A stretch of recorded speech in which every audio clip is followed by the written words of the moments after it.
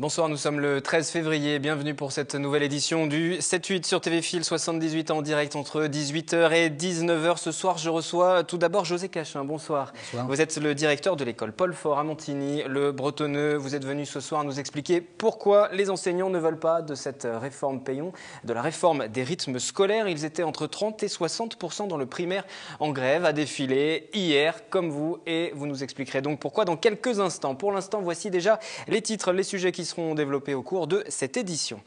Alors que l'automobile vit un climat morose, des constructeurs étrangers tirent leur épingle du jeu. C'est le cas de Mercedes à Montigny ce mercredi. Lors de la pose de la première pierre du futur siège social, le directeur du groupe France a annoncé une augmentation de 9% de ses ventes. Pour la première fois, une opération de dépistage du sida a été organisée au sein de l'université de Versailles-Saint-Quentin, animée par l'association ICAR et HF Prévention. Elle a concerné près de 90 étudiants. Le 4L Trophy s'élance ce jeudi depuis Poitiers, dernier préparatif pour les équipes saint-quentinoises et notamment pour un tandem d'Elancourt et de Trappes. Ils s'apprêtent à parcourir 6000 km à travers la France, l'Espagne et le Maroc. Et puis en route pour le carnaval de printemps à la Meurice de Trappes, des ateliers ont été organisés pour se mettre dans l'ambiance. Vous verrez les images tout à l'heure puisque dans moins d'une demi-heure, nous ouvrirons une page culture avec Aurélia Debussy. Bonsoir Aurélia. Bonsoir Wilfried. Et nous recevrons à cette occasion 3 invités. Tout à fait, donc 3 invités pour parler de poésie, mais également des petites tracasseries, voire absurdités du quotidien. Ce sera tout à l'heure. La page culture dans une demi-heure. Pour le moment, éducation et nous revenons sur la contestation d'hier.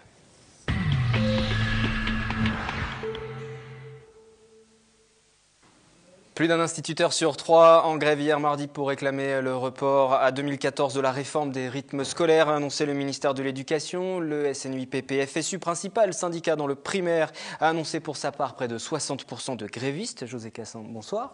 Bonsoir. Vous n'êtes pas syndiqué, je le précise tout de suite, mais vous étiez en grève. Exactement. Expliquez-nous les raisons Comme beaucoup de mes collègues. Expliquez-nous les raisons de votre colère, justement. Alors écoutez, on a plusieurs raisons. Je dirais que la raison principale, c'est simplement le fait que, pour tout vous dire, depuis plus d'une vingtaine d'années, je suis enseignant. Et des réformes, on en a vu passer, et des élèves, on en a vu également passer.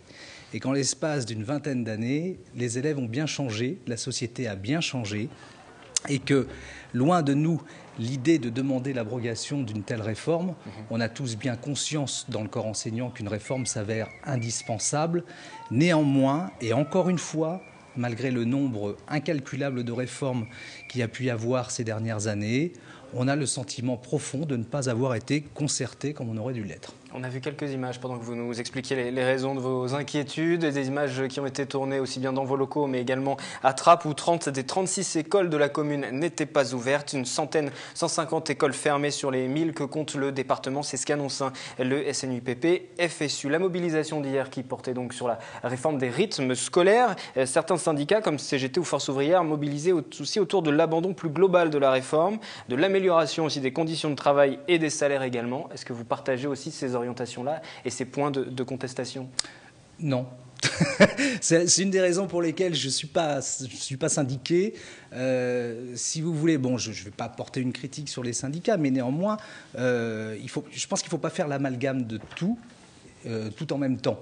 Demander une abrogation de la réforme, non, parce que ça sous-entendrait évidemment qu'on n'est pas d'accord sur le fait de repenser l'école, et loin de nous cette idée.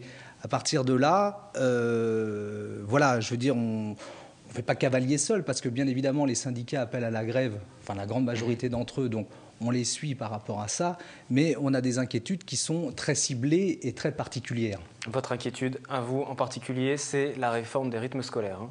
C'est la réforme des rythmes scolaires, c'est le fait qu'au travers de ce décret, on a un certain nombre de points qui restent quand même flous et qui font plus office de bricolage qu'autre chose. Et puis c'est surtout qu'on a des points qui ne sont absolument pas abordés, des questions essentielles, et notamment la question des programmes, par exemple. Alors Vincent Payon justement, qui disait récemment à l'Express que les programmes seraient revus, c'est ce qu'il dit, les programmes de 2008 doivent être revus dans la transparence. La loi prévoit le retour du Conseil supérieur des programmes, par exemple, qui avait été supprimé, c'est ce qu'indiquait Vincent Payon récemment dans une interview, je vous le disais à l'Express. Ça n'est pas matière à vous rassurer pour autant? Non, du tout, parce que je crois que quand on met en place une telle réforme, il faut la mener jusqu'au bout. L'organisation de la journée des rythmes scolaires doit être pensée dans son ensemble. Là, on nous annonce qu'on travaillera le mercredi matin ou le samedi matin à titre dérogatoire. Mais quand on repense les rythmes scolaires, au plus profond que ça doit être repensé, il ne faut pas se contenter de les repenser à la journée, mais il faut aussi les repenser à la semaine, il faut repenser à l'année. Les grandes vacances, par exemple, qui doivent être repensées. Alors, quelle est votre position justement là-dessus? Parce que c'est intéressant d'avoir un professeur non syndiqué s'exprimer sur cette question. Disons qu'on il faut raccourcir les vacances d'été, par exemple? Alors, écoutez, on a des positions qui sont peut-être divergentes les uns des autres. Moi, je ne vais pas parler au nom de tous mes collègues, mais c'est néanmoins ce qui pourrait faire l'objet d'une concertation intéressante.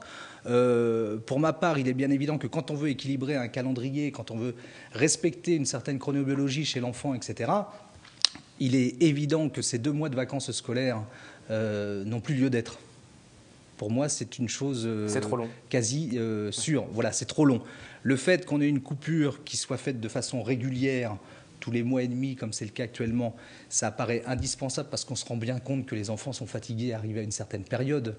Mais quand on a ces 2 mois de vacances qui ont une incidence terrible, à la fois sur la réadaptation, si je puis dire, que les enfants doivent avoir en début d'année et tout ce qui s'ensuit, 2 mois, c'est trop long. Mais ça, c'est un avis tout à fait personnel que vous avez émis ce soir, on l'a bien compris. Ce qui vous inquiète aussi dans cette réforme des rythmes scolaires qui devrait arriver normalement pour 2013, c'était la règle, 2014, c'était pour les dérogations. D'ailleurs, dans les communes, il faudra se prononcer d'ici la fin du mois de mars pour ça. Ce qui vous inquiète aussi, c'est peut-être l'effet garderie que ça va entraîner. C'est-à-dire que l'une des craintes aussi des enseignants et même des parents d'élèves, c'est de voir le temps du midi peut-être un petit peu plus long aussi, par exemple, qu'on reprenne les cours un petit peu plus tard et puis on laisse les enfants dans la cour de récréation le midi, par exemple. Alors, le temps de midi un petit peu plus long, c'est aussi une des propositions qui est faite, mais comme vous l'avez très bien dit, on n'a pas envie non plus que le temps périscolaire se transforme en garderie. Et le problème qui se pose avec ce décret, c'est que, si vous voulez, on n'a aucune garantie, d'une part, d'un temps périscolaire qui soit gratuit, et puis qui soit de qualité pour tous. Ce que j'entends par là, c'est qu'on est quand même dans un pays où l'école doit être gratuite, on doit avoir une école de qualité, on doit respecter une certaine forme d'égalité. Donc il est bien évident que dans des communes qui sont avec des moyens financiers très compliqués, etc., ça va être beaucoup plus difficile pour eux de mettre ça en place que dans les communes riches. Donc aussi, quand on met en place une telle réforme, il faut que ce soit une réforme qui soit égale pour tous les enfants, quoi. Et puis après, effectivement, se pose la question de la façon dont se fera l'encadrement périscolaire, avec quel personnel, dans quels locaux. On a quand même 3600 élèves qui sont scolarisés sur la ville de Montigny-le-Bretonneux. Voilà, donc c'est la raison pour laquelle on n'a pas envie que ce temps-là se transforme en garderie, ce qui serait absolument catastrophique pour la reprise après qu'on aurait des enfants en cours, quoi. Quand vous entendez parler du corporatisme des enseignants qui sont figés, immobiles, qui ne veulent pas avancer? Non, très honnêtement, je pense que c'est une idée qui court. Mais justement, je suis bien content d'être là ce soir parce que si on les écoutait un petit peu plus, ces enseignants, on se rendrait compte que finalement, l'image qu'on peut en avoir n'est absolument pas la bonne. Vous êtes enseignant depuis quand? 23 ans. Et depuis tout ce temps-là, toutes les réformes qui sont passées, pour vous, pas une seule des réformes n'a été bénéfique? Il faut vraiment tout remettre à plat aujourd'hui, revoir les façons de consultation des enseignants notamment. Non, on a eu des bonnes réformes. Enfin, dans leur globalité, on n'a jamais été très satisfait de l'intégralité des réformes. Mais enfin, sur certains points, ça a été des bonnes réformes. Mais là, on arrive à un stade où véritablement, il faut repenser un certain nombre de choses. Et puis ça doit même aller au-delà de l'école primaire. Je veux dire, il y a tout ce qui touche également après à la formation, etc., quoi. Et la formation qui doit évoluer, hein, normalement, il devrait. Oui, mais c'est comme tout, c'est-à-dire que même nom devrait revenir aussi. Oui, mais ça doit se faire. Mais il aurait été bon que ça se fasse en amont et qu'on nous présente un décret avec un certain nombre de choses qui soient bouclées, et on aurait ainsi le sentiment que c'est un décret qui a été finalisé, pensé, réfléchi, etc. Et surtout un décret qui soit fait dans l'intérêt de l'enfant. Et on n'a pas le sentiment que sur tous les points, ça joue dans l'intérêt de l'enfant. Et puis surtout, pour résumer, pour synthétiser, ça va trop vite. Il faut attendre 2014. Ça va trop vite. Si vous obtenez 2014, par exemple, avec le mouvement de contestation qui s'est enclenché ces dernières semaines, vous serez satisfait? Vous direz OK, ça nous laisse une année supplémentaire pour réfléchir, pour discuter? Écoutez, la manifestation telle qu'elle s'est présentée hier a bien montré une inquiétude grandissante au sein du corps enseignant. Le report à 2014 nous laisserait certes un temps de concertation beaucoup plus conséquent et nous permettrait de mettre en place avec les collectivités locales un rythme scolaire qui corresponde véritablement aux attentes. Mais il y a d'autres points qui eux aussi sont obscurs et qui ont besoin d'être clarifiés d'ici là. Donc si tout ça est fait pour la rentrée 2014, il n'y a aucun problème. Je rappelle que vous êtes enseignant de primaire, directeur d'école à Montigny-le-Bretonneux. Merci de votre témoignage ce soir sur le plateau. Je vous rappelle aussi l'information, puisque c'est la raison principale de cette mobilisation, ce décret publié fin janvier qui prévoit le retour à la semaine de 4 jours et demi dès 2013 avec école le mercredi matin, sauf à titre dérogatoire. Les communes qui ont jusqu'au 31 mars pour se prononcer peuvent attendre 2014 et opter pour le samedi matin. Pour l'instant, la contestation n'a pas été entendue puisque le décret n'a pas changé et c'est pour l'instant ce qui est prévu. Nous verrons comment cela évolue bien sûr dans les prochaines semaine. Dans un instant, vous allez entendre le témoignage d'une née sous X, Les Roses du mensonge. C'est le nom de son ouvrage. Isabelle Jeanne André. Pourquoi ce livre? Pourquoi ce combat? Nous lui demanderons juste après un détour par l'université de Versailles-Saint-Quentin. Pour la première fois, une opération de dépistage du sida y était organisée, animée par les étudiants de l'association ICAR et HF Prévention. Les images. Marie-France est retraitée. Elle est bénévole au sein d'HF Prévention et elle a participé à l'opération dépistage du VIH au sein de l'université de Versailles-Saint-Quentin. Avant le test minute, les étudiants répondent à des questions concernant notamment leurs pratiques sexuelles. Vous avez fait des tests antérieurs dépistage? Nous, on n'est pas les parents. Avec les parents, peut-être, ils ne vont pas discuter de tout ça. Avec des personnes comme nous, ça ne nous dérange pas. Et puis, s'ils ont envie de parler, bien sûr, oui, il n'y a aucun problème. Après le questionnaire, il est donc possible de bénéficier d'un test gratuit, 1 minute pour savoir. Pour montrer aux gens qu'il faut que tout le monde puisse faire ce test, c'est très important. C'est très rapide, en plus, ça fait pas mal. Puis bon, c'est un bon moyen d'éviter d'aller faire une prise de sang. C'est la première fois qu'HF Prévention organise une opération de dépistage rapide à l'université, en partenariat avec l'association d'étudiants ICAR, et ce n'est pas anodin.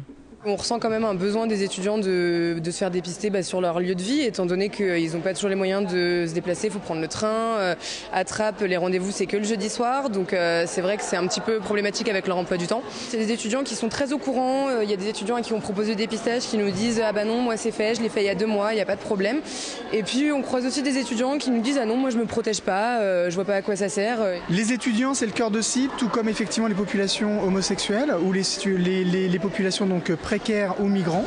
Et effectivement, les jeunes font partie des priorités, en tout cas des nouvelles priorités donc, du gouvernement. Et on se retrouve effectivement avec des jeunes qui sont inquiets de leur statut sérologique. C'est plutôt une bonne nouvelle de voir qu'ils ont une prise de conscience sur donc, les risques sexuels. L'idée pour HF Prévention, c'est d'intervenir plus régulièrement à l'université, à raison d'une fois tous les 2 mois. L'association est également hébergée au sein de l'Institut de promotion de la santé à Trappes. En une journée de présence à l'UVSQ, 85 jeunes se sont fait dépister, tous négatifs.